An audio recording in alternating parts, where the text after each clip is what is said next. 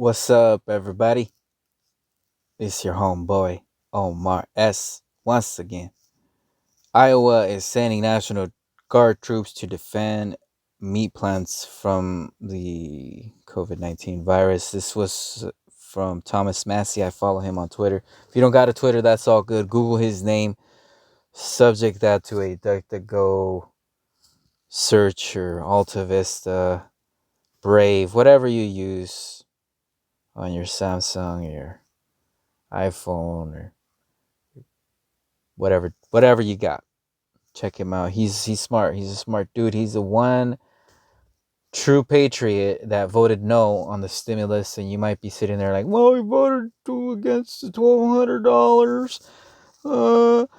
Uh, yeah, he voted against taxing the crap out of your grandkids. Iowa sends National Guard troops to defend meat plants from the virus. Guard members will help with testing and contact tracing. Wholesale pork posted its biggest 3-day gain in 6 years. There's Kim Reynolds. She's like got her fist clenched, like, yeah, go and do it. Hundreds of National Guard personnel are being activated in Iowa as coronavirus sweeps through meat processing plants in a state that accounts for about a third of U.S. pork supply.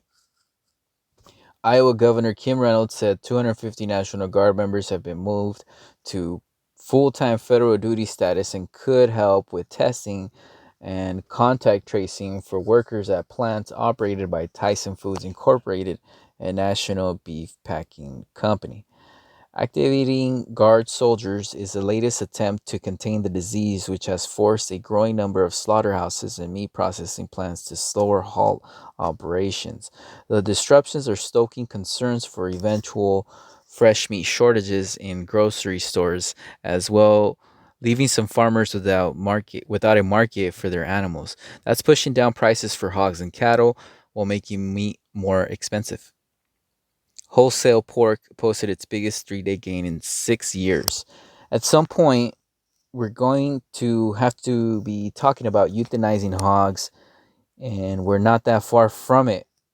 Reynolds told reporters. Reynolds, again, is the Iowa state governor.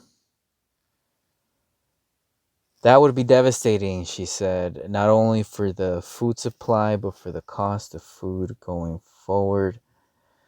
So in South Dakota, it's not known when they're going to reopen the pork meat plant there.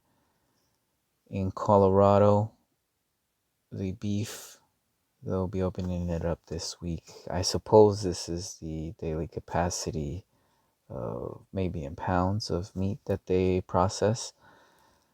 Today, this one opened in Iowa, beef. Martin City, Missouri, not known when they're going to open. Not known how much they process a day. And this is, I believe, Minnesota, Colorado. Forgive me if I got my abbreviations wrong. Not known when they're going to open up this one in Worthington. But just something for you to be aware of. Cudahy, Wisconsin, opening up later this month. Early May for the one in Rochelle, Illinois. These are pork products. Maybe it's something good for all of us, huh? Less meat consumption, more fruits and veggies. But if you're a carnivore like me, it's kind of something to be aware of. So this is 8 meat plants that have closed down. The U.S. Department of Agriculture announced a $19 billion bailout to help farmers hurt by the coronavirus outbreak, including $3 billion in purchases of meat and dairy products. Interesting. The farmers, it's a good time, I guess, to be a farmer because they've been getting bailed out left and right this year and last year. On Monday, JBS SA said it was closing a pork plant in Minnesota. Governor Tim Walz had raised the possibility that some workers there may have fallen ill from another outbreak at a Smithfield's Food Incorporated pork plant in South Dakota. As we all learn more about coronavirus, it is clear that the disease is far more widespread across the US and in our country than officials indicate based on limited testing. Bob Krebs, president of JBS USA Pork, said in a statement, "We have taken aggressive actions to keep coronavirus out of our plant and keep this critical infrastructure facility operational." So, again, Iowa sends National Guard troops to defend meat plants from the COVID-19 virus. This is from something that Thomas Massey, the patriot who voted against the stimulus bill. You might be sitting there like, why would he vote it, Chris? I need money. Ain't his fault you need money. He voted against it.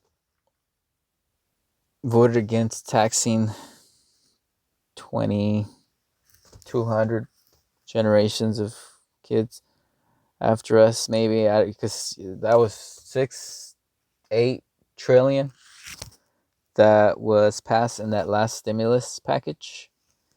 So again, Thomas Massey, smart guy, 93, Bachelor of Science in Electronic Engineering, 96.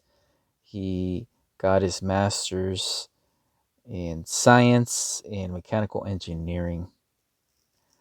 So let me know what you think in the comments section.